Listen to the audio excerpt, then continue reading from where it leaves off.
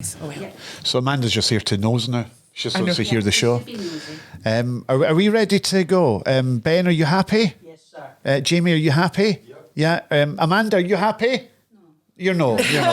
Amanda's not happy. Cat, you happy? Always. Jane, are you happy? A wee bit husky, a wee bit tired, but you know, I'm not unhappy. I mean, is this like a therapy session? It could well be. It's up to you. It's your show. Well, You're the star. I don't know if I can just say yes or no to am I happy? Are you happy to do it? I'm happy to do it. I'm definitely very, very happy to do it. What were you about to say that you stopped yourself from saying it? I've got a tea and a toilet at hand. There's nothing Happy really else days. that you need. Happy days. That's like an Okay. all-inclusive. We're all set to go. Roll the titles.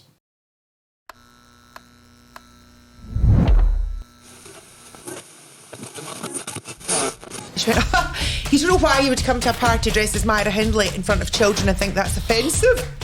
And then I lifted $5,000 of his money and got myself new tits. Well, by there in 10 minutes, you've not stopped talking for 3 hours. Two men came down the stairs, delighted with themselves, saw us, blah, right back up the stairs. That's a great idea. Pitch that to BBC Scotland. Dr. Jane McDonald.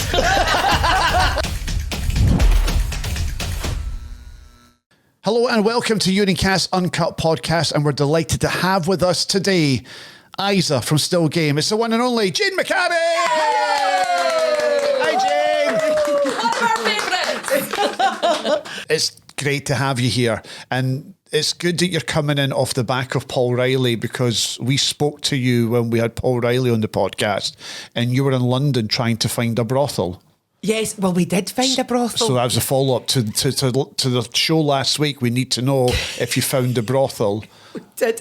But see, when we went to London the first time, we did find a smashing brothel, right? Who is this? You and... My friend Karen. Right, okay. So this was a few years ago, and we'd been walking for 12 hours. Our feet were killing us.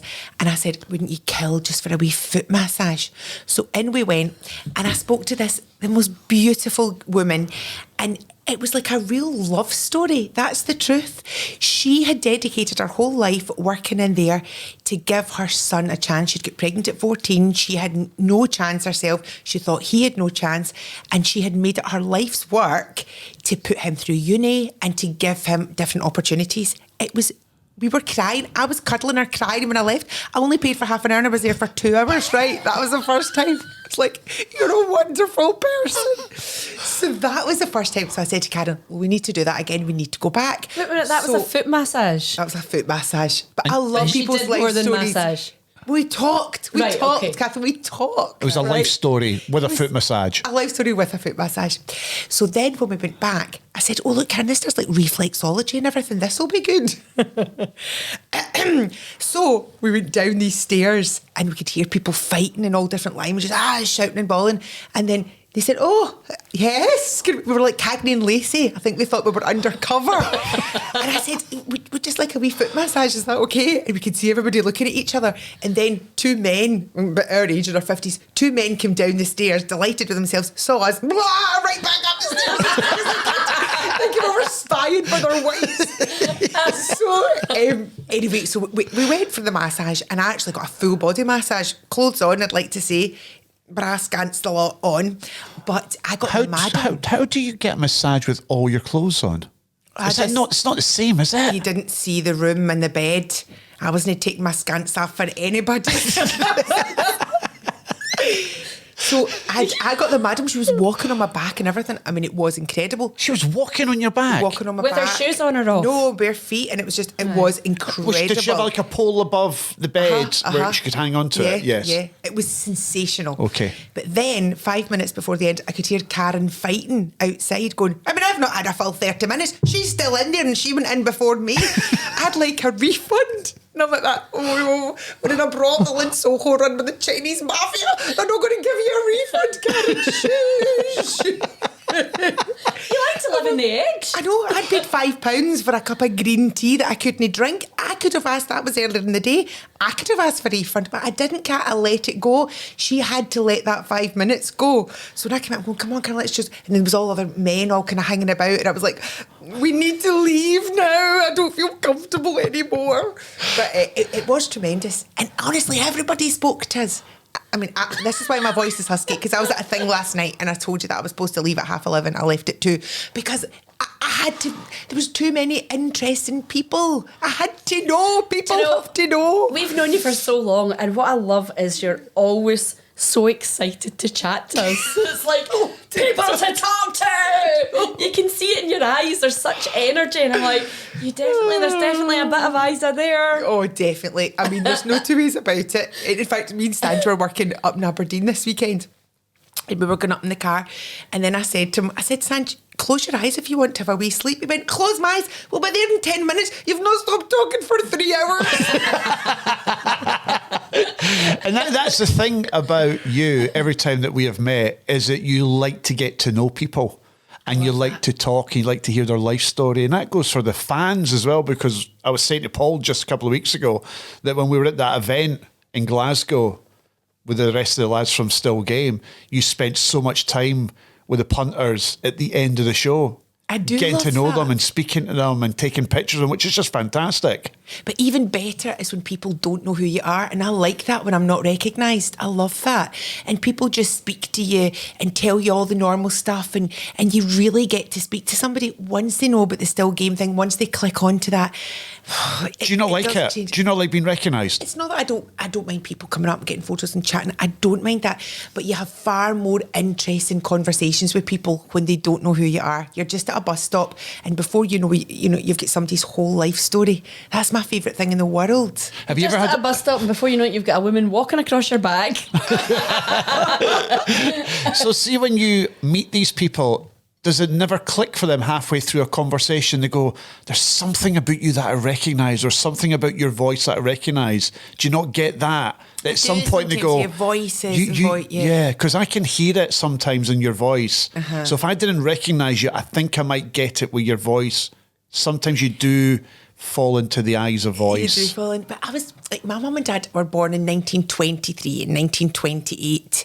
So my whole life growing up, I was surrounded by older people. So your mum and dad were quite old then when they had you? Mum and dad were quite old, yeah. Aye. So, and all my aunties, their pals, it was a different generation. So I think that's probably why you kind of go into that, because when I was telling a story to say something that happened, or telling my pals at school what my mum used to say if we were in the car when we were 16 and I'd brought this boy back, and my mum said, "Are you wearing a strap on, son?" I was like, "Mum, it's a seatbelt, please stop it." And my dad used to say, "Oh, this is my sweet dad, the sweetest man in the whole world." And he would, if I was dropping him off at his bowls and I would have friends in the car, or if because it was only a very short window of time we had a car, which turned out to be 2 cars welded together. But anyway, it only lasted 6 months, and that was like, but for my childhood, it was that one time. But my dad would say, "I'll just toss you off here." I'd go, "Oh no, don't say that," because nobody else's parents were like that. My mum and dad dressed like Tam and Isa. And yet nobody else's parents did, because it was 1980 and everybody else's parents had big hair and hairspray and shoulder pads. And my mum and dad did cardigans and American tan tights. So right from the word go, if I was saying about somebody, "Oh, wait till I tell you what my mum said," or "Wait till I tell you what my Auntie Maisie did," you would kind of put on an older person's voice. And I think that's where it started. So you've always had it then? In regards to being around the older generation, so it'd be easy for you to play that character because you've got so much to call upon. Yeah. In And regards to I loved being around experiences. them. I loved being around them. Man, Agnes Gemo, she was a character, and she would always be A&E, and I used to go, "I'll take you," or "I'll go," because I just love to hear the stories. I love to go places like the City Bakery, or I would go into the bingo. I wouldn't play bingo. I would just listen to what the people were saying. Well, just put yourself in amongst it. Just put myself in amongst it and just hear. And it's like tuning in. It's musical. I love it. And I love hearing the stories. But see, when you look back at your childhood, did you look at your mum and dad as being old people? I remember some people at school used to go, "Your mum and dad are really old," and I was an only child. So do you look back at your childhood with happiness and fondness? my mum and dad were like Disney parents. Everybody Right, loved okay. my mum and dad. Right. My mum and dad right to the end. All my friends visited them, and like round my mum's deathbed, all my friends were coming round, and no, everybody cheese and toast at my mum's was the best. And do you know it's funny because she died on Burns Night 2 years ago, and John, who walks my dog when I'm working, John used to always go in and sit and play the piano with my mum and talk for hours with my mum, way when he should have been home. And he sent me a text on Burns Night and he said, Jane, can I tell you how much I still miss talking to your mum? And he said, she made me want to be a better person. She never judged, she led by example. Wow. And I think, you know, that's the most beautiful thing somebody can say. And my friend Karen, you know Karen Logan, I'm sure you know Karen. She's with Paul Dean Park. Yes, Karen's yes. So Is that who you were in London with? yes. She So used to be in Dollar. she was in Bucks Fizz And and Bucks Dollar. Fizz. Yeah. My friend Karen, we were friends since primary one. She was in Dollar. Yes. She wasn't. She wasn't the original. Teresa, was yeah. it? She was the replacement for Teresa. Oh, right. And then she Stories was... I could tell you off air about her and David Van Day. He was a right character. But anyway. Again, you stop yourself there and I stopped. you used another C word instead of the one you were going to use. Character, yes. Uh-huh. She's a good girl, her Karen. But so, and I'll just tell you a quick story. So Karen in lockdown used to go down and visit my mum. If you know Karen, she loves sunbathing. And she used to sit in my mum's garden because we had to keep the distance. I would take my mum out the wheelchair. Karen would sunbathe in her bikini on the grass. But we would talk to my mum and then Karen would go up the road and I would wheel my mum back in. So everybody would just come down and visit her outside, which confused her on a cold day because she couldn't get the whole COVID thing and why are you not coming in? So then Karen, who's not that long married and had bought a house and everything with Dean, and so one day my mum and Karen were on the phone and mum, who would get everything mixed up, she said, wait till I tell you. You'll never guess who was down visiting me. Karen Logan. And Karen went, Jean, it is me. It is Karen. Well, Karen Logan, she sat in my front garden in a bikini. Karen's going, Jean, it is me. It's Karen on the phone. And he went, well, of course she's get married. He's a much older man. And Karen's going, oh, here, what is it we're getting now? An older man, but they're very happy. He's a lovely man. Karen's going, thank goodness she said that. And they've got a house. Oh, it's smashing. Jane says it's a lovely one. And she keeps saying, but it is me. It's me, Jean. And then she said, well, he's a big man. He's very big, stout, enormous, really. Big, but happy. We got Paul for his 70th birthday a t-shirt saying big but happy. And you know, it was just, it's the kind of madness of that. And like, you know, so anyway, whatever she would have said, Karen would have gone, that's fine. So your mum and dad were not involved in any theatre work or in a band or TV, radio or anything like that? My dad was a driver in the railway, but my mum worked in newspapers and she was a secretary, so she loved the stories. Is that where you get it from? Gossip. And, But I took my dad and Jimmy Nicholl when they were in their 80s to see An Oran Moor, right? And it was Jerry Kelly was in it, and a gorgeous man called Stevie Hannon, who I'd worked with, who I adored. And so we went to see this show. It was really busy. It was when you still got your tables at Oran Moor with your cups and saucers. So my dad and Jimmy were down the front because they were deaf, and I was up at the back. And in the middle of the show, they were talking about Daisy Street and Calder Street and all around that area in Govan Hill. And Jimmy Nicholl stood up and said, Agnes Grace died in Daisy Street. Do you mind her? And I went, wah, wah, like this. And the back couldn't get in the show. I'm like, why is he standing up? And my dad stood up, hi, hello there, and put his cup and plate on the stage and then started a conversation.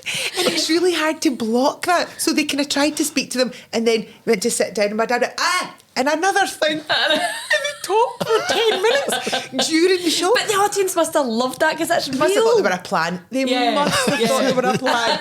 And at the end I went, Dad, why did you do that? And he said, well, why wouldn't I? So there was no... And then when we did Still Game at the Hydro the first time, and Ford and Greg were just, they were wonderful to them, and all the boys in Still Game. So all 7 of us came to the back door to kind of welcome my mum and dad. They were both in wheelchairs at this point, to welcome them in, and they got the best seats in the house, food, drinks, everything you can ever imagine.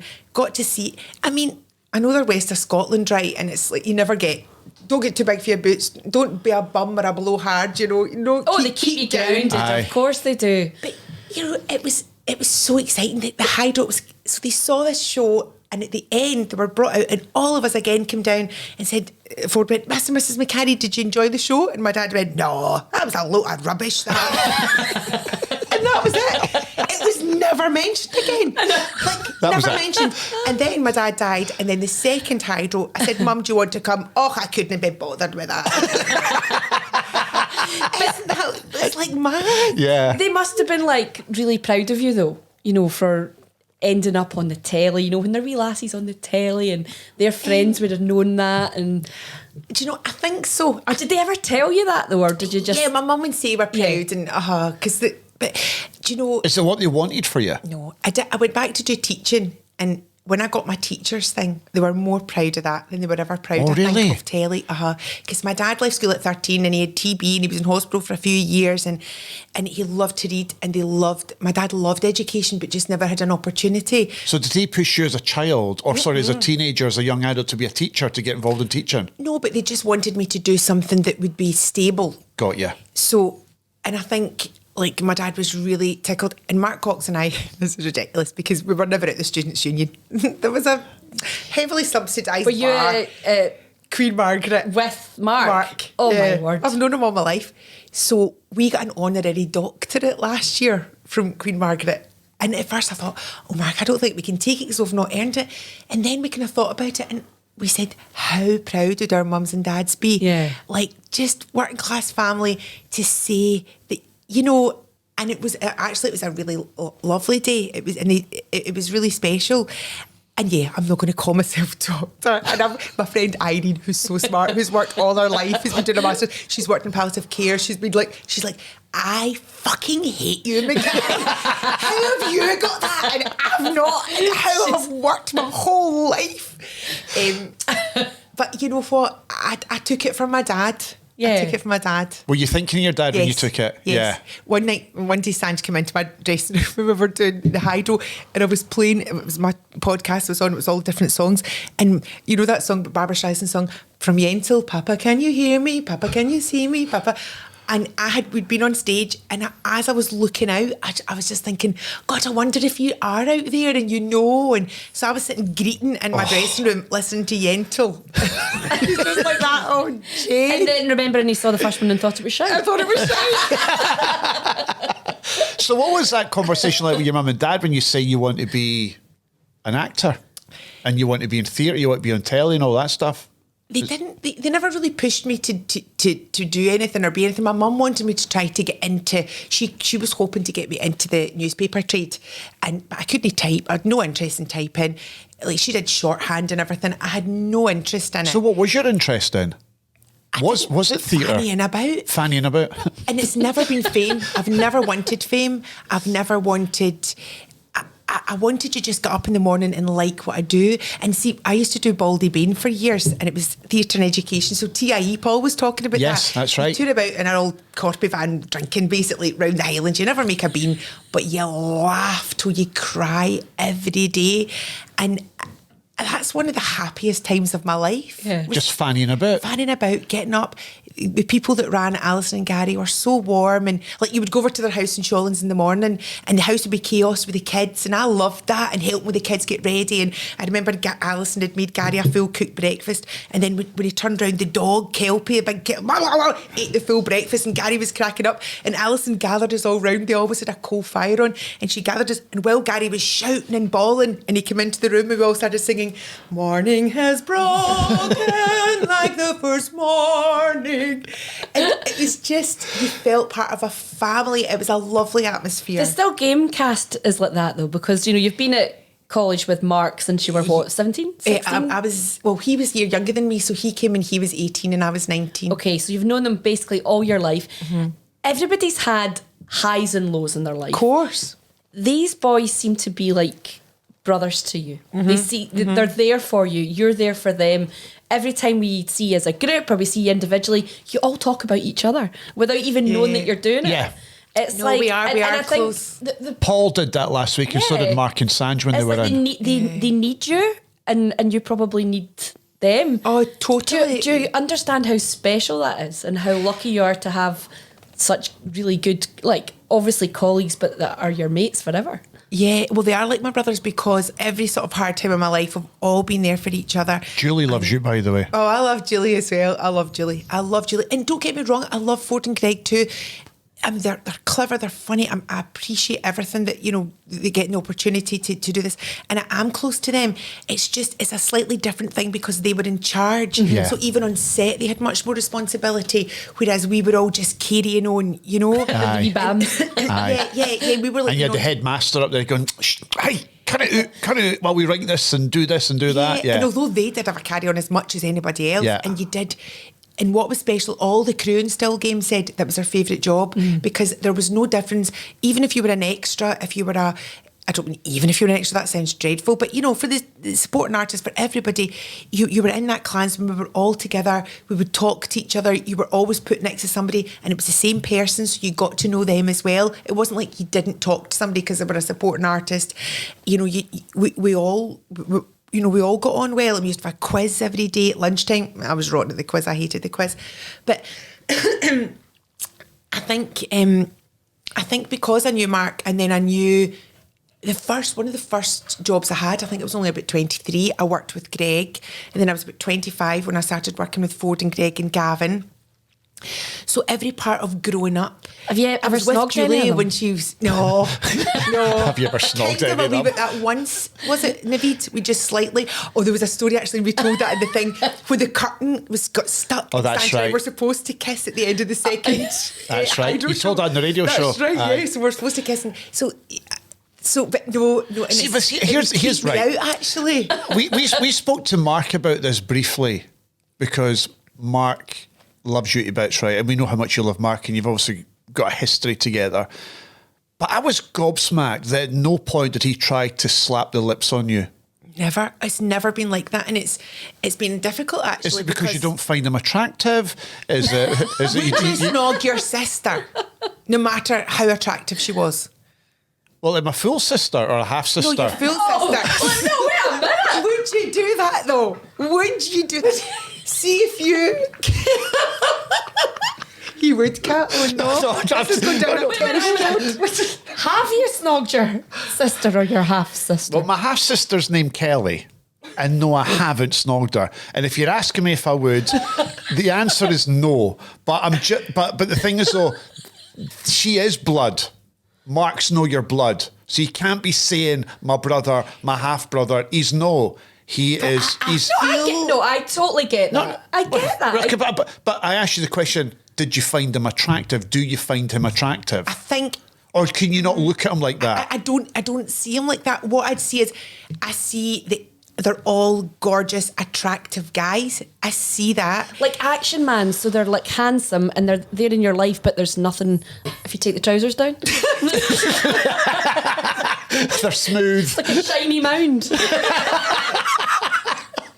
What's that movie where they're two best pals for years and years and years? Is it no Justin Timberlake and what's her name? Friends with benefits. Friends with benefits. So they're best of friends for years and years and years and years, and they decide one night after a night out that they're going to get it on. Where are you going with this, Ewan? No, but I'm just saying, could that be something in the future? That we've do been you know pals what, for do you so know- long that it's a friends with benefits arrangement, and then you actually fall in love. Well, do you know? I don't think that would happen. But do you know what my fantasy would be? Oh, go on. We would all live in a kind of commune. That we would all in our, like the benevolent fund for the actors, like kind of like a home, and we would all have like a sheltered house. We would all have our own wee rooms, and there'd be like a living room and a kitchen that we could share, but we would all have our own wee Is this rooms. not kind of like the block of flats at Craig Lang? Yes. Ooh, now you come to see. Do you have a local pub by any chance? That would be my dream. Wouldn't that be That'd be my dream. And we all look after each I'd other. move in and- next door. I think that would be Oh a hoot. yes. Has anyone I tried to love chat that. you up from the cast? Have they ever thrown a line at you, maybe looking for a wee bite, and if you don't bite, they know that you're no interested? No, Can you not it's recall just- anything like that? no, it's You're a really good-looking woman. No, I'm not. I'm really not. No, you are. That's another not. question. Though. So do you get like fan mail from people that want a bit of eyes? No. Do you know what I remember? See if you're going out with somebody, right, and it was their fantasy For me to dress up as Isa in a bedroom situation, would you do it, aye or no? No. You would. Would you consider it? No, I don't think I would. Like, even if they said do the voice, I would phone a taxi. I'd go. Would you phone a taxi in her voice though, just to tease a wee bit? I remember though, just at the very end of Still Game, and so it was. There was this guy who was in. He was really handsome. And you know that way you don't. It's not in a serious way, but you're a wee bit flirty maybe. And I remember he'd just come out. I think he was. I can't even remember. Was he a stunt guy or something? And he was kind of chatting to me, and I was kind of flirty. And I was like, ah. And then I went to the toilet and I looked in the mirror and I forgot that I was Isa. I wasn't like seriously coming on to him at the time. I'd been in my 40s and he was maybe playful, like 35. wee bit flirtatious, yes. I thought, he doesn't even know. And I remember going to the rap party for Still Game, and it was like after a few years, and Harry, who played my husband, and he was chatting away to me, and then I started talking about something in the thing, and he said, "So sorry," he said, "have we met before?" I was like, "It's me, Danny. It's Isa." And he went, "For fuck's sake. We worked together for 3 years. How could you not know that this was me?" So, but you are very different to Isa. And I do think, like, we can see, when we go to these events that you guys are there, when people see the real you, everybody always says, they always look gobsmacked. Stunning, and she's They don't say amazing. that. They say She does. they do. Right, They okay, do. no. Right. I was there that night in Glasgow, right? And you were looking $1 million. There was literally people taking a deep breath when you walked into that room. No, they literally were. Because when you see Jane McCarry, who plays the part of Isa, and then you walk through the audience, they're like that. Oh, I think it's just because they expect you to look like Isa. That's what I'm saying, though. But when they see who the person is that plays Isa, because in their head, they've got Isa with the glasses, that wig, the pinny on, cleaning out Naveed's shop. But when you walk in with the red dress, the heels on, the hair done, the makeup on, that, oh my God. Hello. And that was just you. That was But I said to you how stunning you looked that night. No, I mean, I think, I think growing up, like I was with Karen growing up a lot and other friends. I was always the one that everybody talked to, and then they wanted to go off with Karen or they wanted to go off with somebody else. So nobody wanted to get off with you? The funny friend. I was the funny friend. Chat. I was always the one chatting and always the one. But you knew at the end of the night, like the person kind of went, "Oh, right, okay then, Mum." You always felt, and the charity snog. Yeah, and I don't mean that in a bad way, but I think is it because you talked too much they didn't get a chance to snog you? Wait, no, you just said you just like to chat. That's just a little bit. No, was that cheeky? no, Yes. I don't think that is cheeky. No, it's not cheeky because you've said that you speak a lot, and there was Sanjeev was in the curry for 3 hours. Couldn't get a word in. Couldn't get a Couldn't word get in a word. edgeways. Could it be that you like to chat and you were chatting too much? You didn't see the sign that the guy just wanted to fire in, and you didn't see it coming. I don't think so. I think No, I don't think so, Kat. I think the thing is, you don't think anyone fancied you then, and they want to be with your pals instead. I think probably. Do you know? And I'm not saying that in a bad way. I think it actually served me well because it also puts me in friend zone with guys where I would never kind of push that boundary, or because it's in the friend zone and you feel very safe there. Nobody wants rejection, so just stay where everybody's safe. Stay in your lane.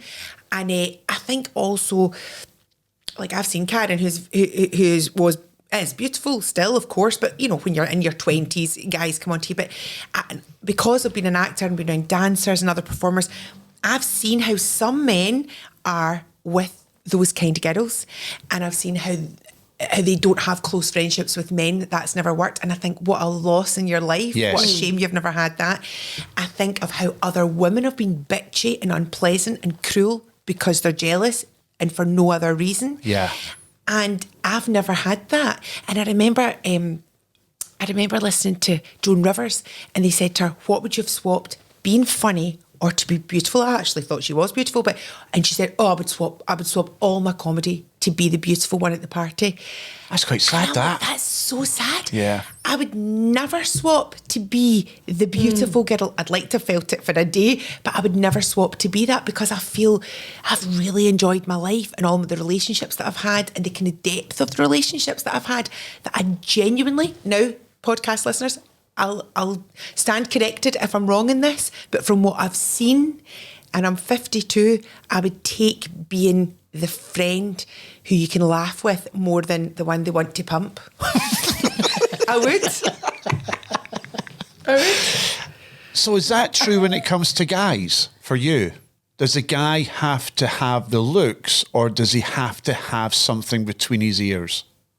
His ears. I didn't know it.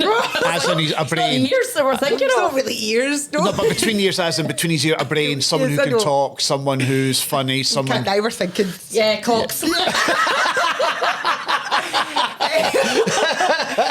No, but okay, so you you're need to saying... connect so, to somebody. Right, so you're saying you are happy to be the fun one, the one that people have a laugh with, and anyway.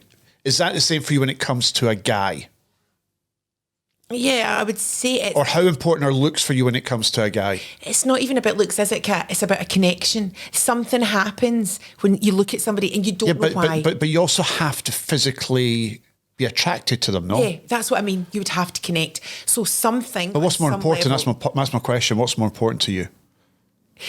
You just told us what was important to you is to be a person. You'd rather be that person than this person. You look at somebody and you instantly connect, sexually connect. So you would instantly go, okay, oh, hello. I want to pump him.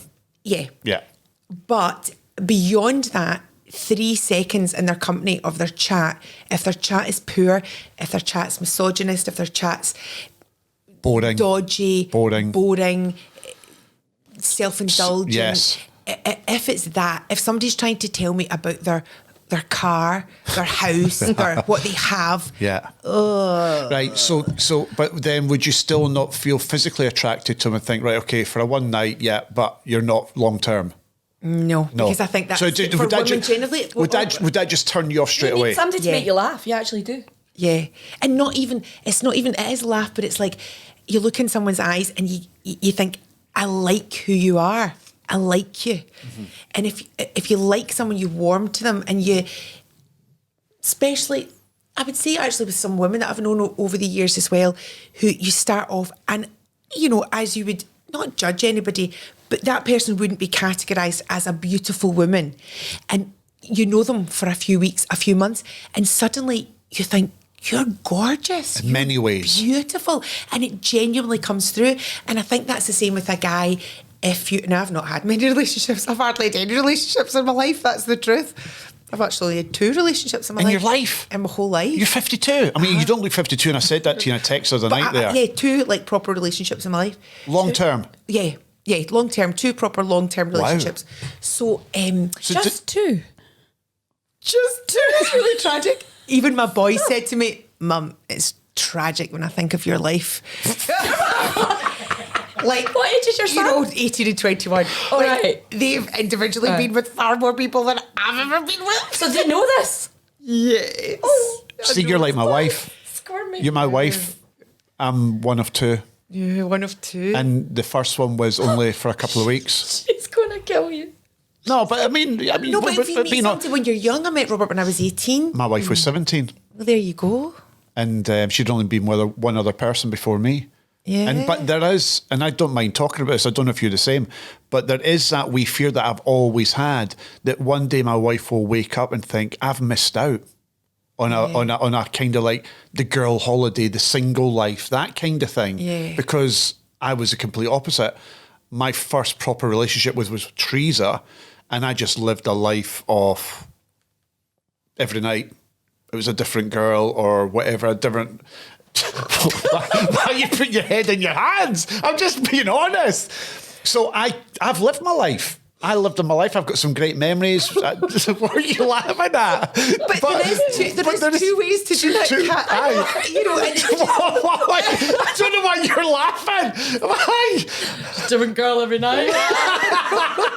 Because I was working in nightclubs and pubs and everything. So do you know what I mean? Steaming. No, they weren't steaming.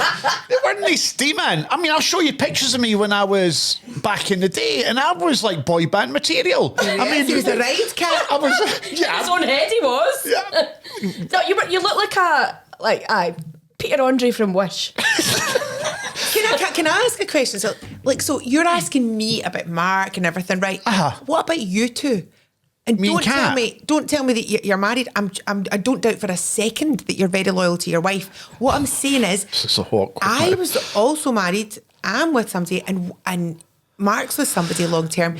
So it's the same question for us too. Yeah, you're the same. Yeah, but you're here. But you're here as our guest, and we're questioning you about your life. not the I've right got every to right. ask the You question. said this was very informal. Okay, right. So everybody knows this because I've kind of hinted at it on the radio. We do the breakfast show and we've worked together for 20 years. But I've hinted at this before.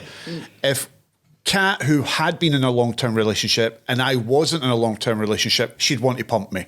Would you, Cat? Aye. I can all. No, she would. I know she's going to say this is for comedy value, and because she sees me as a brother, quote unquote. I can look into any men camera. don't understand that that's I can look true. you in the eyes and say there is truthfully not enough drink in the world to make that happen. That was me when I was 20. Oh yeah. That was him in Ibiza, probably. That was when I was living and working in Dubai. Yeah, I was going to say. I mean, there is only one word very for that. handsome, very handsome. No, I would say riddled. walking STD. Did you not used to not have one? Did you not used to I've never work had in- one. That's the joy of not. We're going to get to around the the sex block. clinic. I think I've only had crabs once, but I talked about that last You week. did. That's right. I talked No, about that last I can week. honestly say. But you my hand worked on in my a heart. sex line. did See, you before we not? get there, though, before we get there, Don't catch anything working in a sex line. right, we're going to talk about that in just a second, but I just want to get back to it because I'm fascinated by it because you're very similar to my wife. My wife is 46 and has only been with two men in her life, right, in regards to her relationship, me and this other boy before me. You're the same as my wife. Do you feel like you missed out? I feel like, if we're going to be completely honest and it's not going to be funny, and you know, when I got to about 45, 46, I think the catalyst was probably my dad dying. And I think this is really interesting for, I'm not saying this is really interesting, I don't mean that. I just think for people generally it's interesting when something really traumatic. So I was really close to my dad, and sort of him, I would never have split up with Robert, I don't think, if my dad had been alive, because I would never have wanted his disapproval, which he would never have even said anything probably, or but he would have had a disappointed look in his face. So this is your husband? So this is so we were married for so I think I was 28 when I got married, and so my dad died, and I felt like a bit kind of all at sea. And then we did the first hydro, and then I remember listening to the radio, people going, "Oh, I wonder what the Castle game are doing now." And I was rushing home to walk the dog, make the sandwiches, and church for lunch, do everything that I had to do. Everybody was in bed. You know, I was in watching the telly, having a cup of tea. Then, you know, I thought this should be so exciting, and it's not, because everything's so kind of mundane, as it is in everybody's life. Of course, I was full-time caring for my mum, and you know, there was a lot of stress in that. You were always getting phone calls to go up and down in hospital, but there was trying to juggle my life, and I just felt I was always just doing everything for everybody else. So when the second hydro came, and I remember thinking, God, is my dad looking out there, and what is it to be? And this is ridiculous, but there was another song from Yentl, and it was like a piece of sky, how you only ever look out and see that one, you know, look through a crack in a window or a wall, and you just see that wee bit. And I thought, I've done nothing with my life for years except be a carer, except wipe everybody else's arse and do the shopping, do the cooking, do the cleaning, and Robert, who is a very good man, I wouldn't say a word against him. He was by no means, but our lives were so separate. So like, he would be coming in, watching his iPad, working, doing his thing. I would come in, do my thing, and days would pass, and you wouldn't really say anything except who's getting the kids from that, what's happening with this, have you paid that gas bill, have you? And I thought to myself, there's more. There must be more for him. And I thought, I'm not the right person for you. you should vice be with versa. somebody that's got much more of a routine, I was working away a lot, I was working at nights, we never had a Christmas ever because I was always doing panto, and there's a better way to be. Was that but like we're a light scared bulb moment then? Yeah, it really was. And that's quite scary because obviously for that to end, you've been with him for so long. He's not done anything and there's wrong. No, I've not done anything wrong. There's no We bad love feelings each other. there. Yeah. But it's just you both deserve a bit better. I'm like, we deserve better. And it was very, very difficult. and how did you go about doing that then? Did you just say now's the time for me? I think we tried to kind of sort of talk it through and think about different options, what we could do. But and I remember he said to me, "You're like your dad. The switch is gone. It's the switch is flicked. And as soon as I flick the switch, there's no way back." That was and it? I think, don't look back. Go on. Right. Let's move on. Let's see Was what it- else was is it you out that there. brought up the- Not people, just Aye. a different kind of life. Was it you that broached that subject? Because it needs someone to do it. Someone to do it. Yeah, it was. It was a very, very hard time. And I must say that the boys from Still Game were like, and my good friends, because Karen was amazing as well, and Elaine, good friends. But definitely those boys were very much there for me. And I've said that to you with Paul. Yeah. Extremely giving of, literally, we'll do anything. You brought me to tears when you told me that story. Yeah. So maybe I wouldn't say that because it's maybe too personal to say Oh, publicly. no, you but don't need to, yeah. Yeah, just but that they were there for you. they very much would have done anything, and just tremendous. You kind of know who your pals are when the chips are down. You seem to have that spark totally back in your eyes and stuff like that. I mean, that was obviously a few years ago now. Was it the right decision? Yeah, I think it had to be for everybody, and I'm sure he's much happier too. And I remember Aileen, my friend, said that somebody had said, and I won't say who, Jane's changed in that kind of negative way. And she's known me since I was 3. She said, Jane hasn't changed. She's just gone back to being who she always used to be. Jane's back. Yeah. And it was the awakenings. And I'll never go back to that. Never. Even though I was still looking after Mum and it was still hard and it was still, I thought, no, I'm going to actually take time to think what I would want to do as well. And I think so many women feel like that. Mm-hmm. And it's a whole Simish carer thing, looking after the kids, looking after a marriage, a home, feeling like you were still doing everything, like a 1950s housewife, but still working all the time. Yeah. So you had the worst of both worlds in a way. And because I was an only child and my mum wasn't really coping with my dad not being there. So you're looking after everything You and need everyone. to look after everybody. That's draining. That's exhausting. And it I've comes to been a point through that you, as well. And you've done that, Kat. Yeah. It's not a lot of fun, is it? You wouldn't have it any other way. You wouldn't have it any other way. And looking back, it's a privilege. Of course it is. It's a privilege to be able to look after them.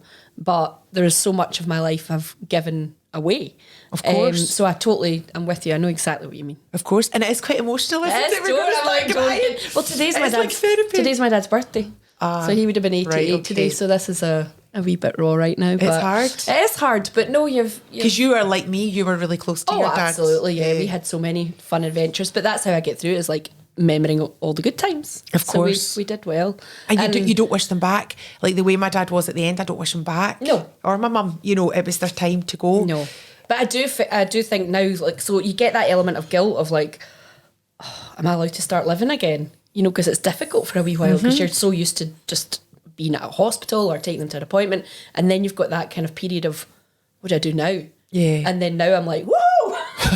Bring them on! Well, you feel quite So free. I do, You do. but it takes you a wee while to get You there. wake up, I wake up Yeah. and I go, I need to, I don't need to. Well, see, for the first time, like I don't have my phone in my bedroom anymore. And I Yes. always had it like Yes, at my right pillow. beside your bed. Somebody's going to phone, somebody's going to need something. I need to do that. And I keep my phone in the kitchen.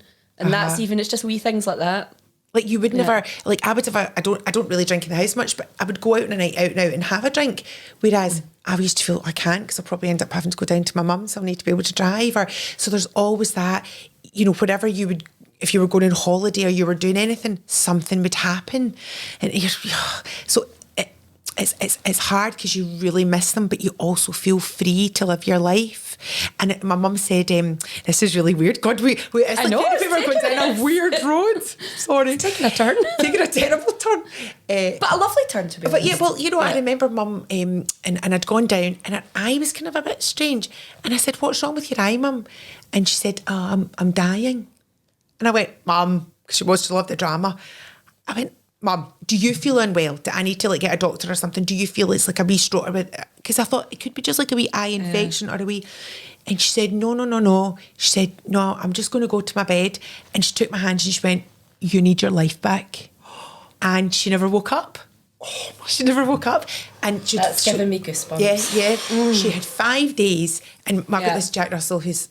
Everybody loves Mac. I mean, he is. He's like half human. And I've got another one who's a nightmare, but anyway, Mac is wonderful. And Mac adored my mum. So Mac stayed in, it was a hospital bed we had, so for 5 days she was kind of unconscious, but she didn't open her eyes, but she kept clapping the dog. And we'd take the dog out to the front grass and he would just run straight back in the bed. And he put his head under her hand, and for 5 full days he didn't leave her, he wouldn't leave her. And then the second that she died, it was so weird because that night as well, I know you're going to think I'm insane, I'm not even saying I believe in spirits, ghosts. I'm not saying that. But I was reading my book in bed, sitting up, reading my book. And my dad used to always come to the door at night and he would always walk. The kids would be hyper and he'd have sweeties in his pocket. And it'd be like 10 o'clock in the school night. I'd go, Dad, she'd be out a walk. And as clear as day, I heard my dad saying, it's your lucky day. And I looked around the room. I heard him saying it's clear as day. And he said, you do your bit at mine and I'll do my bit at mine. That is the truth. That is the truth, as God is my judge. And I heard it so clearly in my head. And the next day she didn't wake up. And then 5 days later, we were playing Moon River, which was our favourite song, on my phone. And it just stopped in mid-song. It stopped and she was away.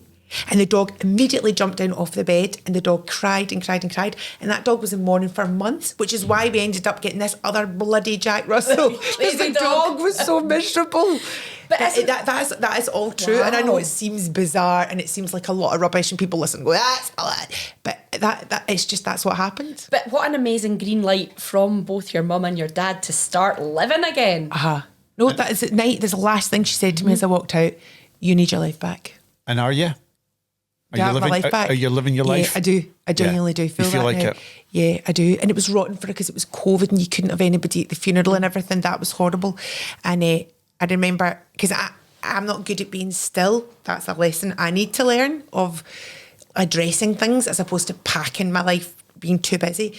But so I was cleaning out the house because it was ages we had to wait for the funeral. And I felt sort of cathartic that, I mean, a lot of our personal stuff is you know, we kept, of course, but I just felt the need to be busy. And there was a lovely guy who's an odd job man who does stuff for me.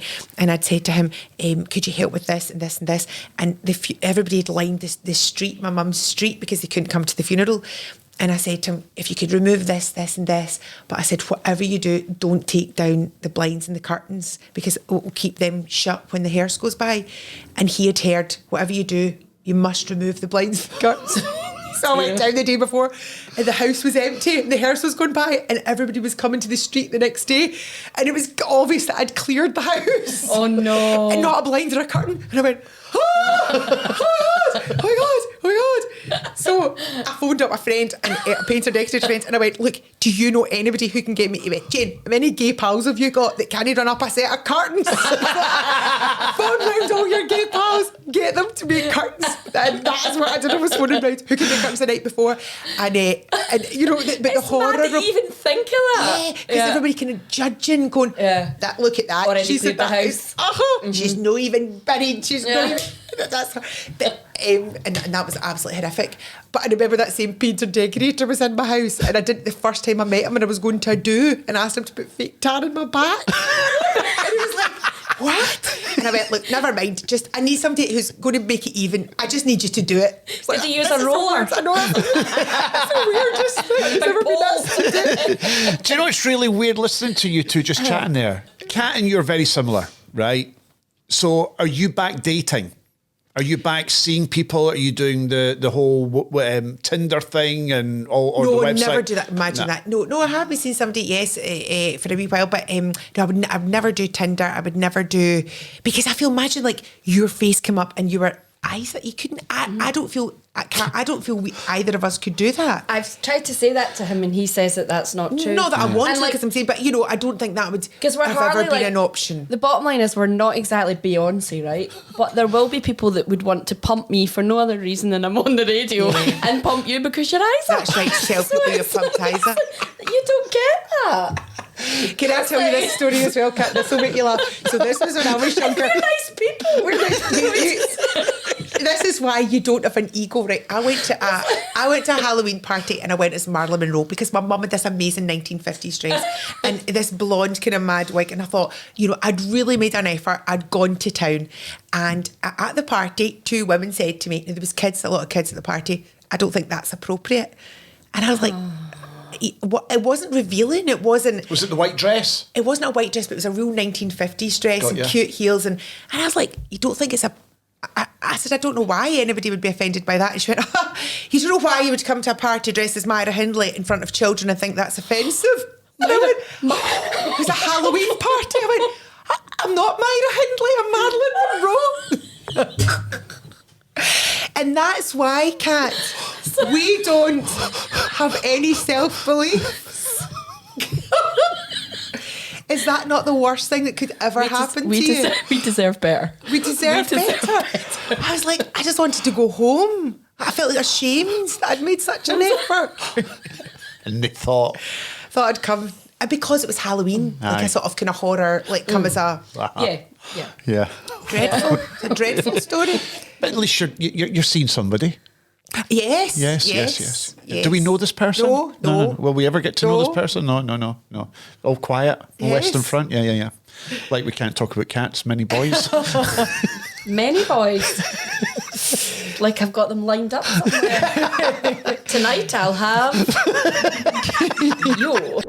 Thanks for listening and watching the podcast. We'll be back with the show in just a second, but it's now time to play a little game with our friends from G4 Claims. Hi and welcome to our latest edition of G4 Play with our friends at G4 Claims. It's a fun little game where Ewen Cat takes on a member of the staff from G4 Claims. Today we are playing with... Jamie Wood. And what do you do here, Jamie Wood? I am a video editor and podcast producer. Video editor and podcast producer.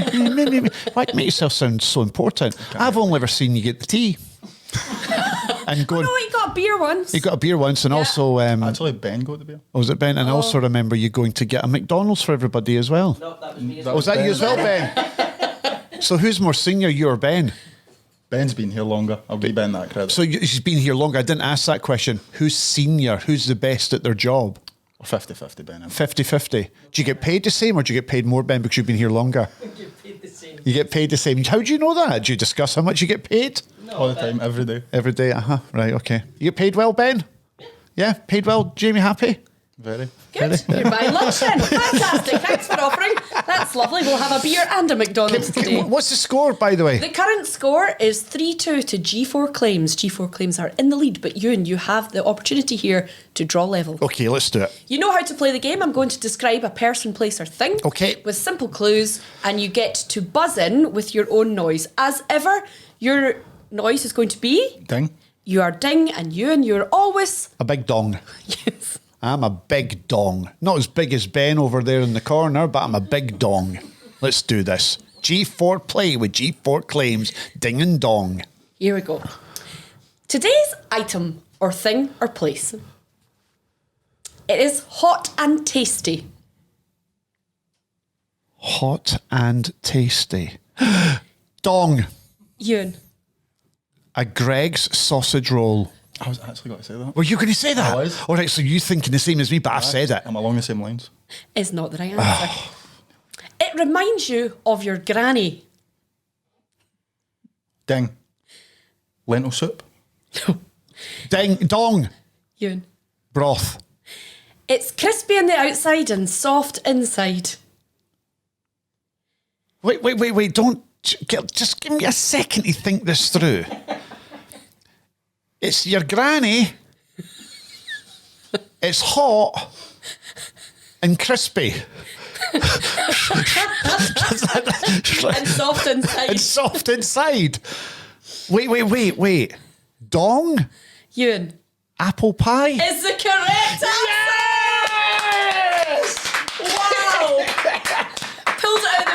And the current score then, it's 3 each. Get in! I remember, this is the truth, this is another revealing thing, but Robert said to me, and he did regret it, he did say he was awful sorry when things were breaking down, and I had lost weight. I'd lost weight. People kept saying, you're on a diet. And I was like, no, I'm actually miserable. I can't falling eat apart. because I'm so stressed. And anyway, so I remember you said to me, God, your boobs look like balloons you'd find it behind a couch 3 weeks after a party. I was like, thanks. And then I lifted $5,000 of his money and got myself new tits. And he regretted that. Yes! Even I'm going to hype. What? So what should you say, boys? What should you say? Absolutely brilliant. Did he know you were doing it? He didn't have a choice. That he does now. Hello. Right, see, before we get to the bowl of destiny, right, we do need to ask you about that job that you did, which was you're a sex therapist. Oh, I wasn't really a therapist. I was just giving advice. Advice, right? So how do you get that job? Because I've always been curious to know how that job comes about. Because I know wee bits and pieces that you are doing that job, offering advice to couples and single people and blah blah blah blah. How'd you do? How'd you get into that? Well, do you know? Here's the thing. So I'd gone back. I needed extra money at night because I'd gone back to Jordan Hill to do the teaching. So part of my secondary teaching course that I'd picked to do was health and wellbeing, and sex education was what I was kind of studying, which I actually do like teaching in schools because I feel it's so important. And I remember at school, nobody told you anything. Everybody was so embarrassed. It was always some kind of odd-looking queer hawk teacher that was so like Karen Dunbar teacher character. Oh, yes. That was who would teach you sex ed at school, and nobody learned anything. And I work in a lot with kids with additional support needs now, and there was a wee girl who, not in the school I'm in, but another school, got pregnant because she had put, and this isn't actually funny, but this is the truth, condoms on bananas and put them under the bed because she had severe autism, and she was told how not to get pregnant, and this is what you do. So they put a condom on a banana. So she put a condom on a banana. Well, that's what you would do. It is very literal. So I think we can't pussyfoot about. We can't be embarrassed. We need to keep young folk safe and tell them the truth with humour. And if you can do it with humour and everybody's laughing, I've always been outrageous with my boys as well, saying things and, you know. They're like, Mom. Yeah. Just put it out there and then there's no... you're not sure or whatever. So that is why I was doing that and I was studying that. So when I went for the interview for that job, I had that kind of background. And, you know, I used to just read magazines a lot of the time because it was mostly men masturbating because it was a free phone number. And I was like, oh, well, bat it. It doesn't cost me anything. But, you know. So was most of your calls from men masturbating on the phone to you? Because it was a free phone number, yeah. Aye. So it was mostly, but a lot Really? but not always, a lot of it was a good service because there were a lot of young girls who were pregnant or Right. who needed to go or had an STD. Or, But most you know, of the men were... it was probably taken advantage of mostly, but it did, like people who have been abused or attacked, where do you go? Where do you go at 3 o'clock in the morning? How do you access services? So there was all that part of it as well, which genuinely was really good. And I even think, like, you know, working in schools now, you know, for everybody, do you know what? I've worked in non-denominational schools and Catholic schools, and a Catholic school that I worked in, a nun told 5th year girls, 2 of them had already had babies, that Tampax was evil, that the tears of the uterus must flow. And I'm like, wait a minute. 2 of these girls Was this in already this have... century? Mm-hmm. Wow. 2 of these girls already have children. And so I do feel, yes, there is a conflict if you have religious beliefs, and I understand that. But at the same time, the priority must be educate people, educate young folk, don't have embarrassment around it, and keep them safe. I think you'd be a great teacher. Oh, no, I was terrified of AIDS, rabies and nuclear war all through my teens. We were all the same. We're the same Everybody- generation. Yeah, totally. These adverts, Aye. though. These adverts Aye. edged it to the goodness. bone. Honestly, it was a nightmare. It started off for me, nuclear war, I was scared of Yes, first. yes. And then it was AIDS. You can sit in the Rabies. toilet. You it's must be scared of rabies. Oh, a dog. Oh, You see there's a dog with foam. but you'd see a dog just running the streets. You don't see that nowadays, No. but see back then in the 70s and the 80s, it was just dogs running wild and you'd be scared of rabies, you couldn't. I was scared to sit in a toilet seat because of AIDS. That was the rumours that were flying around in the know. 80s. You couldn't sit in a toilet seat. You couldn't share a bottle of juice with your pal because you'd get AIDS. I know. It was crazy what was going on at that time. Yeah, Just 'cause like what you're saying.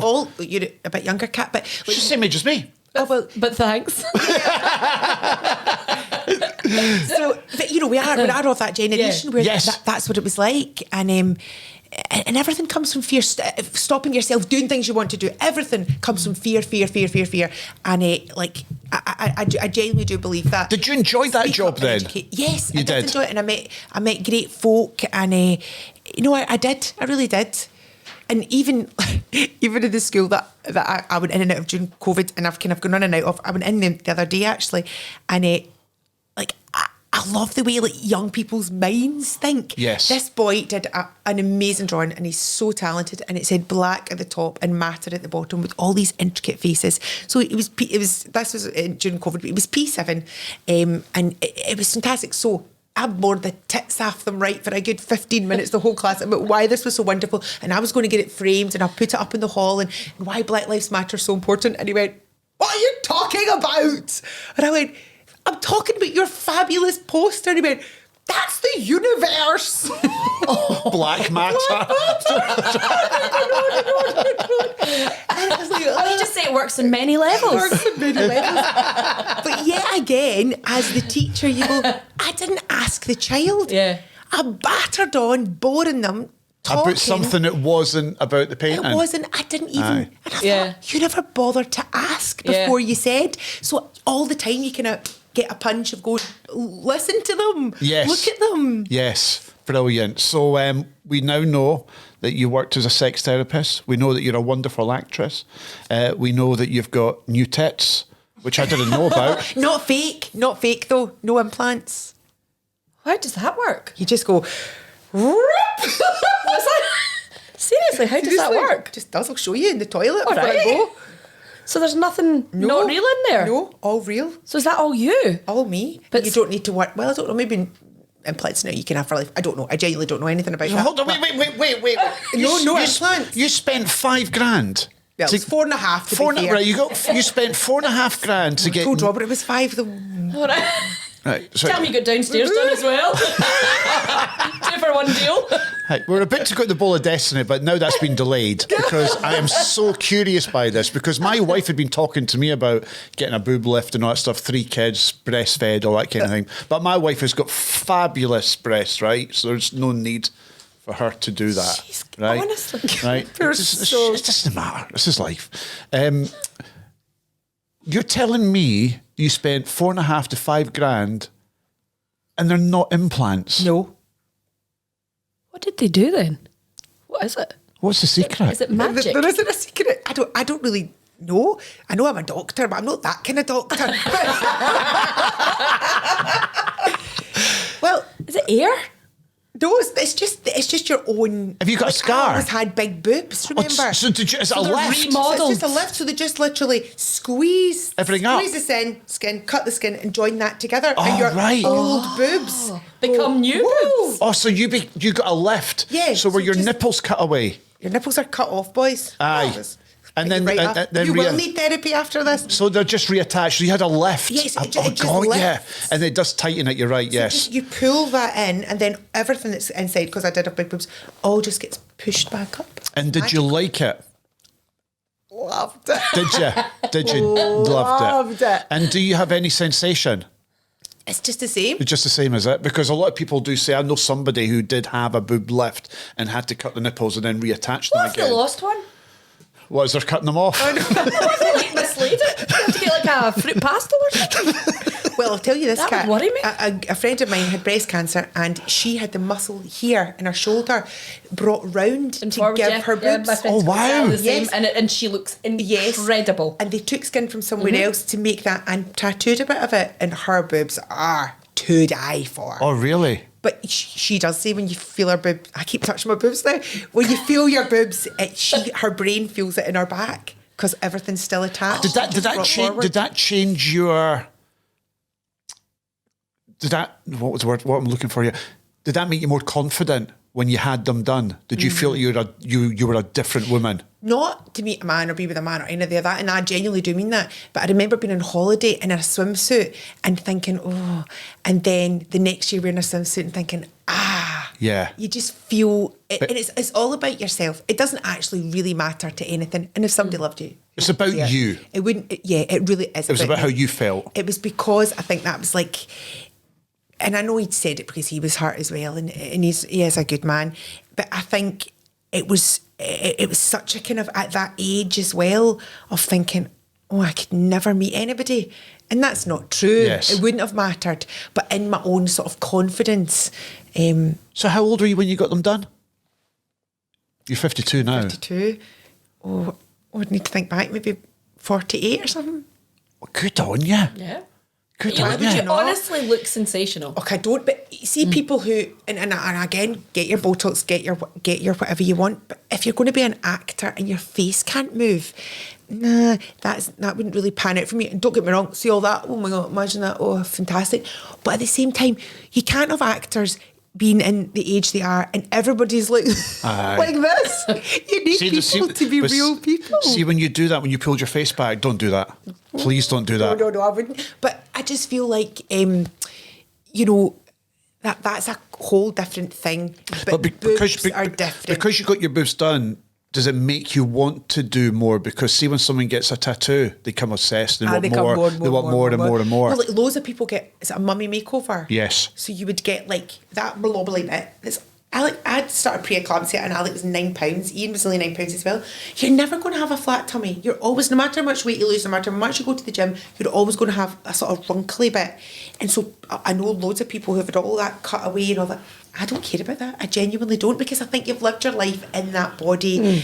It tells a story. As long as you're happy, that's the thing. Do whatever you need to do to yourself as long as you're happy. That's it. And I genuinely, I don't care about any of that. I really don't. Do you know what? For all the years that I've known Jane McCarry, right, I've learned so much today. It's been unbelievable. Well, do you know what? It's been so good because usually, and I know an audience, a lot of times people say, watch your favourite episode, watch your favourite, but we've said those things so many times. Yeah. And it's actually much more interesting to hear about who somebody is. Well, did you notice that when we interviewed Greg and Julie, Sanj, Mark and Paul, we very rarely talked about Stillgate. We wanted to know about Because them. everybody knows that. Everyone knows and that. We're always like you though. We love hearing your story. We like to know what Who you are. makes Of course, people who's the tick and person, stuff yeah. like that. Yeah. And you've just been an absolute joy. You've been a always joy. have been, No, so. so were you, Cat. Even we were nearly great. Do you want to go to Magaluf? I think we'd have a riot. That would be something else, wouldn't it? That's maybe a TV documentary. Yeah. That's a great idea. Pitch that to BBC Scotland. Fuck your Jane McDonald. We wouldn't be on a cruise though. No, not for us. Two women of similar ages. That would be amazing. That's a BBC Scotland TV No show. shots in our swimsuit though. Oh no. We'll go to cold places. Because Greg and Julie have got that swimming thing with Yeah. BBC Scotland. Well, Yeah. you do something more exotic. Yeah. You go to like Magaluf and night clubbing Ibiza. for the over 50s. Aye, that'd be good. We've got the Bowl of Destiny. Oh, can you imagine? The Bowl of Destiny, these are just random questions, Jane.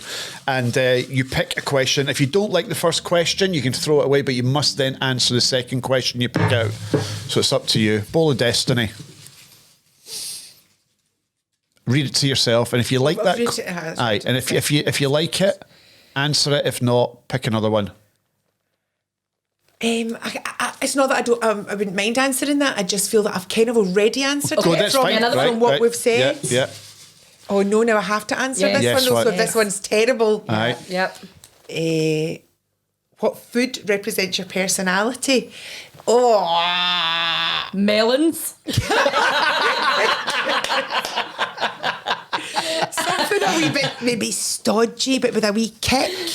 Maybe a spicy pizza, comforting, stodgy, a wee kick, and better eaten after midnight. Spicy pizza. That'll do. And before we say cheerio, we always end the show with Kat playing a little tune on her kazoo. But but I'm not quite sure what tune that we do today. Now, I know that you've got a bit of a voice. You can sing. Maybe can not sing. so much tonight Oh, you because I'm a can wee bit sing. husky. You can- or no, today. but you've got a wee huskiness going on. You've got a wee bit of a Huskiness. Bonnie Tyler thing going, A wee possibly. jam. What song would you sing at like your auntie's party or your granny's party or Karaoke or something. Or... And Cat will play on the kazoo. You do a wee sing song like what Paul did last week. Well, Paul did the Proclaimers. Maybe this is appropriate. Okay. Although I actually don't even know if I know the words. We only Ready? need like 30 If we need a Okay. kazoo, Cat, where's your kazoo? seconds. What's the tune? My DIVORC